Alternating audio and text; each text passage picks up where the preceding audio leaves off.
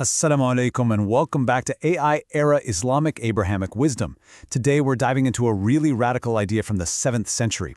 The idea that the very first expansion of the Islamic State wasn't about conquest at all, but was actually guided by a super strict ethical code of justice. Our source for this deep dive is Mr. Zahir Ahmed Mir's incredible book, The Foundation of Islamic Jurisprudence, and we're focusing on his work on the constitutional decisions of the first caliph, Hazrat Abu Bakr As-Siddiq. You know, when we think of empires getting bigger, we almost always picture a lust for power, for riches, for glory, right? But the source material we're looking at today paints a completely different picture. It argues that for the very first caliph, expansion was never about conquest. Instead, it was a tool, a way to deliver justice, to uphold treaties, and to bring a moral order to lands that were just collapsing under oppression. Okay, so let's really get into this. On one side, you have your standard model of imperialism. It's driven by conquest, by taking things, by material gain. But on the other, you have what our source calls constitutional responsibility. Now this is a game-changing idea. The concept that a state has a duty, a responsibility, to act beyond its borders, not for its own gain, but to protect the vulnerable and establish justice. And this distinction, honestly, it's the key to understanding everything else we're about to talk about. So what was the trigger then? What actually set this whole expansion in motion?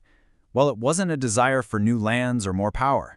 The first guiding principle was simply a response to a call for help.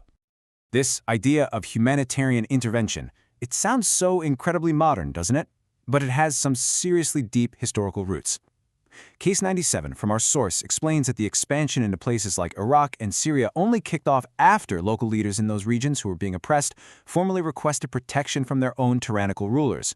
So, in other words, this wasn't some unprovoked invasion. It was an answer to a plea for help. All right, so if the reason for stepping in was a just one, what about the method? I mean, a state couldn't just march in and do whatever it wanted. As we're about to see, Abu Bakr established a really clear and binding set of rules for engagement. And this brings us to an absolutely foundational principle, which is detailed in case 98 of our source. The state's core constitutional policy was the absolute total prohibition of forced conversions. Why? Because in this framework, faith is only considered valid if it comes from genuine personal choice. The goal was never to compel belief, but to protect a person's right to choose it freely. And this quote, it just brilliantly illustrates that principle in action. This wasn't some vague suggestion or a nice idea. It was a direct written order sent out to all the governors and military leaders. Justice was the method of invitation, not compulsion. This literally established religious freedom as a non-negotiable cornerstone of state policy. The next rule of conduct, laid out in Case 100, is just as profound. And you have to think about how radical this was for that time period. It established an absolute, clear-cut distinction between combatants and non-combatants. The protection of civilian life was absolutely paramount. Just look at how specific these orders were.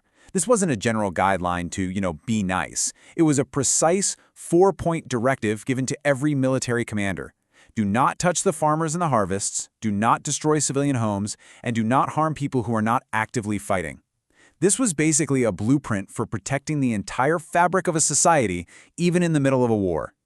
So we've seen the justification for intervening and the strict rules of engagement. But what happened after that? What did governing these new territories actually look like on the ground? This is where Case 99 comes in, and the policy here is just fascinating. The goal was not to tear everything down and replace the existing structures. It was to preserve what was already working. If a local governor, or a judge, or a chief was ruling justly, they were kept in their position. The top priority was stability and making sure justice continued, not a complete administrative takeover. You can almost think of it as a 7th century model for what we might call administrative autonomy today. So when you start putting all of these pieces together, the motive, the rules, the model of governance, you begin to see this coherent constitutional framework start to form, and it has a powerful and enduring legacy. So here's the crucial takeaway. Just look at the connections on this table. A 7th century policy of only expanding when requested is the direct ancestor to our modern concept of humanitarian intervention. A strict rule against forced conversion. That's the groundwork for religious freedom. The absolute protection of civilians, that mirrors the core principles of modern humanitarian warfare. And respecting local administration, that aligns perfectly with the idea of administrative autonomy. These weren't just random acts of mercy. They were deliberate constitutional decisions that formed a blueprint for ethical governance that still resonates to this very day. If you found this exploration of these historical principles as insightful as we did, please do subscribe to our channel. And if you could like this explainer and maybe share it with your friends or anyone you think would be interested, we would really appreciate it.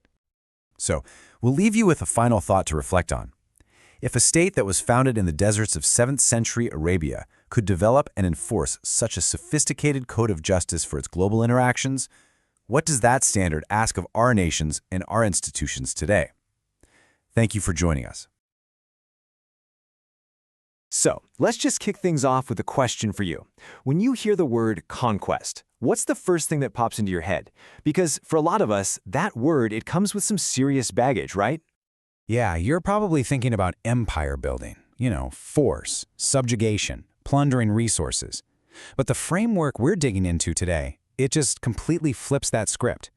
The idea here proposes something radically different. The goal isn't empire. It's about building a just world order. Okay, so what does that actually look like in practice? Let's get into it. Our first case study, it's not about grabbing land. It's about what happens this second the fighting stops. It's about how you build a stable, just government right from day one. So, this first piece of evidence, which the study calls Case 101, is all about an immediate, lawful, and peaceful transition. I mean, think about that for a second. Instead of some long, drawn-out military occupation, the aim was to put temporary administrators in place to guide a really swift return to a normal, stable, civil life. It's pretty forward-thinking. And this feels incredibly modern, doesn't it? It speaks directly to a massive challenge we still face in international relations today. How do you build a stable, legitimate government that actually follows the rule of law in a region that's just been torn apart by conflict? All right, so that's the big picture governance. But what about the soldiers on the ground? How did this philosophy of justice actually play out on the battlefield? Because this wasn't just some abstract theory. It was all about disciplined, real-world conduct. This next one is called Case 102.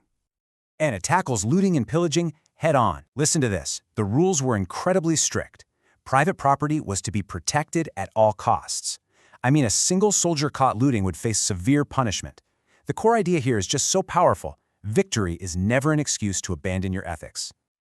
And what's really remarkable is that this ancient principle, it's basically a forerunner to the modern international laws we have today. We're talking about things like the Hague and Geneva Conventions, which explicitly outlaw pillaging and lay down the rules for ethical conduct in war. The roots are right here. Okay, so the military's conduct was crystal clear. But what about the people who are already living there? The residents of these territories. What kind of protections did this framework actually offer them? Now this is where things get really, really interesting. Case 103 lays out this clear charter of rights, and it focuses specifically on non-Muslim residents. So Christian, Jewish, and other local communities were guaranteed protection for their lives and their property. They had the freedom to practice their own faith, they were subject to fair taxation, and they had full judicial rights.